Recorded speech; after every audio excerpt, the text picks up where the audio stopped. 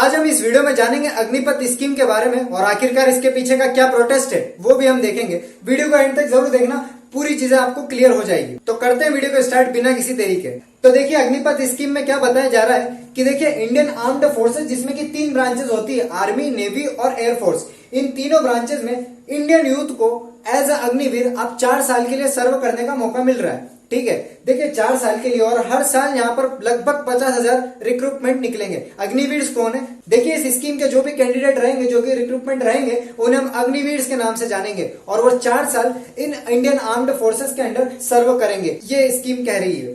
अब 4 साल का टेन्योर तो इन्होंने बता दिया, बट उस 4 साल के बाद क्या होगा? उनको रिटायर्ड कर दिया जाएगा। अब रिटायर्ड तो कर दिया जाएगा, बट 4 साल के बाद ये भी बता दिया गया कि 25% लोग मेरिट के बेस पे सिलेक्ट होंगे फॉर द परमानेंट पोस्ट, वो भी 15 साल की जो करी जाती है आगे। ओनली 25%, बट बाकी 75% का क्या होगा? उन्हें रिटायर्ड कर दिया जाएगा। ओनली 25% लोग मेरिट के बेस पे सिलेक्ट होंगे और 15 साल के लिए जो आगे नौकरी होगी, परमानेंट पोस्ट उन्हें मिलेगी और वो 15 साल के टेन्योर के लिए काम करेंगे आगे जाके। तो अब एनरोलमेंट क्राइटेरिया की बात करें कि आखिरकार इसकी क्या रिक्रूटमेंट प्रोसेस रहेगी, उस पर हम चर्चा कर लेते हैं। तो इसी साल से ये रिक्रूटमेंट स्टार्ट होगा, सितंबर अक्टूबर से। और साथ ही साथ यहाँ पर अगर एज लिमिट की बात करें तो इस स्कीम के अंडर ये बता दिया गया कि 17.5 से 21 साल तक के कैंडिडेट्स यहाँ पर अप्लाई कर सकेंगे। अब क्योंकि प्रोटेस्ट चल रहा है, क्योंकि यहाँ पर ये बताया गया कि भाई साहब 2 साल से अभी पेंडेमिक था, तो पिछले 2 साल से भर्ती नहीं हुई और आप स्कीम लाए हो तो आपने एज लिमिट 21 तक की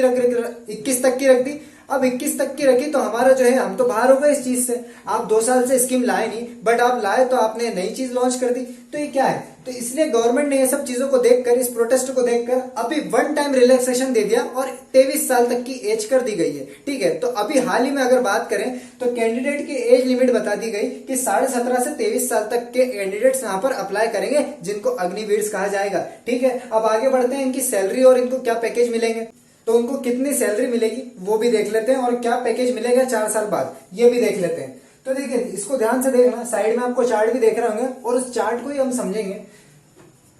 हमने ये देखा 4 साल के लिए यहाँ पर ये टेन्योर रखा है, पहला साल, दूसरा साल, तीसरा साल और चौथा साल। 4 साल की यहाँ पर ये नौकरी रहेगी, ये 4 साल के लिए यहाँ पर टेन्योर रहेगा। अब देखिए इनको पहले साल यहाँ पर जो सैलरी रहेगी वो इनको 30,000 रुपए मिलेगी, दूसरा साल इनको 33,000 हो जाएगी, तीसरा साल यहाँ पर 36,500 हो जाएगी, चौथे साल यहाँ पर 40,000 हो जाएगी। ठीक है, यानी कि बेसिक पे पर मंथ इन्हें मिलेगा 30,000, दूसरा साल ये, तीसरा साल और चौथे साल। ठीक है, 4 साल। अब इन्हें हाथ में इनके कट के सैलरी कितने आएगी? तो 70% बोला जा रहा है यहाँ पर कि इस 30,000 का 70% निकालेंगे तो 21,000 होगा। तो पहले साल इनको हाथ में 21,000 आएगी, दूसरा साल यहाँ पर 23,100 और तीसरा साल 25,850 और चौथे साल यहाँ पर 28,000 इनके हाथ में आएगी। यानी कि जो भी सैलरी थी उसका 70% इनको हाथ में मिलेगा और जो 30% है वो फंड में जाएगा। पहले साल का जो फंड है वो 30% 9,000 है, 9,900 दूसरा, 10,950 तीसरा साल का और 12,000 यहाँ पर चौथे साल का। ठीक है, तो ओवरऑल हमने देखा कि जो इनकी सैलरी है वो यूं तो पहले साल 30,000 है, दूसरे साल इतनी, तीसरे साल और चौथे साल, और इन्हें 70% इनके हाथ में आएंगे और 30% यहाँ पर उनके फंड में जाएंगे बॉस। ठीक है, और ये जो 30% जो सैलरी काट रहे हैं ये यहाँ पर फंड में जमा होएगा और साथ ही साथ ये जो 4 साल का टेन्योर खत्म होएगा जब इन्हें मिलेगा एज अ पैकेज के तौर पर एक बार। और एक चीज यहाँ पर ये बताई गई है कि जो फंड यहाँ पर जो बताया जा रहा है उसका भाई साहब इनको अगर 9,000 रुपए 30% या अगर फंड में डाल रहे हैं कैंडिडेट अपने, ठीक है, तो 9,000 सरकार भी डालेगी, यानी कि एक के साथ एक फ्री। ठीक है, यानी कि 9,000 अगर ये फंड में डला तो 9,000 सरकार भी देगी, 9,900 अगर फंड में डल रहे हैं दूसरे साल तो 9,900 सरकार भी डालेगी, यानी कि ओवरऑल फिर यानी कि बाय 1 गेट 1 फ्री है बॉस। ठीक है, तो ये जितना भी पैकेज है इसको निधि पैकेज बोला जा रहा है, ये पैकेज के तौर पर वहां पर निकलेगा।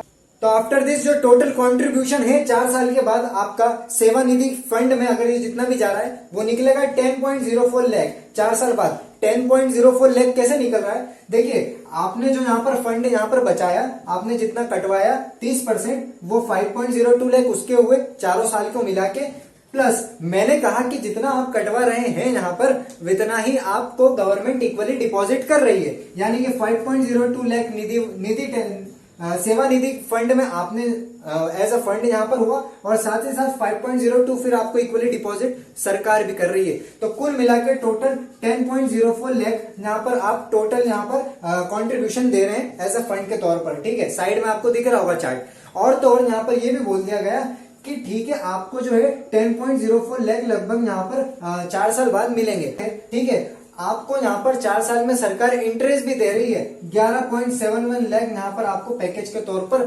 मिलेगा जब आप 4 साल बाद ये जॉब छोड़ के जाएंगे। ये 4 साल बाद आपको 11.71 लाख मिलेंगे। ठीक है, ये तो ये अग्निपथ स्कीम के बारे में बात। अब देखते हैं कि आखिरकार प्रोटेस्ट क्यों करा जा रहा है लोगों के द्वारा। इसमें सबसे पहला उनका रीजन ये है, जॉब इनसिक्योरिटी को लेकर बात करी जा रही है। जॉब इनसिक्योरिटी क्यों? क्योंकि उनका कहना यह है कि ठीक है, आपने अग्निपथ स्कीम में ये तो बोल दिया कि 50,000 रिक्रूटमेंट हम हर साल निकालेंगे, हमने मान लिया, बट आपने टेन्योर कितने का रखा? मात्र 4 साल का। मात्र 4 साल का आप टेन्योर रख रहे हो, और हमारी एज भी आपने रखी 17.5 से 21 साल तक।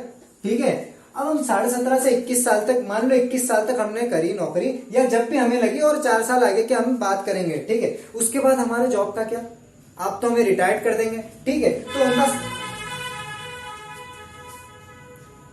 आप तो हमें रिटायर्ड कर देंगे। ठीक है, तो सबसे पहला उनका प्रोटेस्ट का रीजन ये है जॉब इनसिक्योरिटी को लेकर। ठीक है, हमने माना आप 25% अग्निवीर को आगे परमानेंट पोस्ट पर रखेंगे 15 साल के लिए, वो भी मेरिट बेस पर चयन होगा। But what about 75%? भाई 75% लोगों का क्या होगा? वो तो रिटायर्ड हो गए। ठीक है, 25% लोग आगे सिलेक्ट हो गए, 15 साल के लिए वो अपॉइंट हो गए। बाकी के 75% का क्या होगा? सबसे मेन रीजन यही है, जॉब इनसिक्योरिटी को लेकर। और दूसरा सबसे बड़ा रीजन ये है वेस्टेज ऑफ ट्रेनिंग को लेकर। उनका कहना ये, भाई लोगों का कहना ये है कि आप 4 इयर्स का यहाँ पर टेन्योर रख रहे हैं, माना हमने 4 इयर्स का टेन्योर रख रहे हैं, और इस 4 इयर्स में आप हमें 6 महीने की ट्रेनिंग देंगे।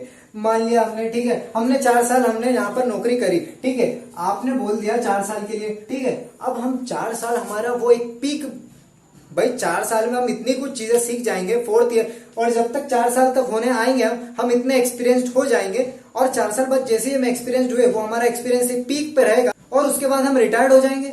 सबसे बड़ी चीज समस्या ये, तो ये वेस्टेज ऑफ ट्रेनिंग की बात करी जा रही है। तो 2 रीजन है, जॉब इनसिक्योरिटी को लेकर, और सबसे बड़ी बात वेस्टेज ऑफ ट्रेनिंग को, कि हम उस एक्सपीरियंस लेवल तक पहुंच जाएंगे 4th ईयर तक, और हम रिटायर्ड हो जाएंगे।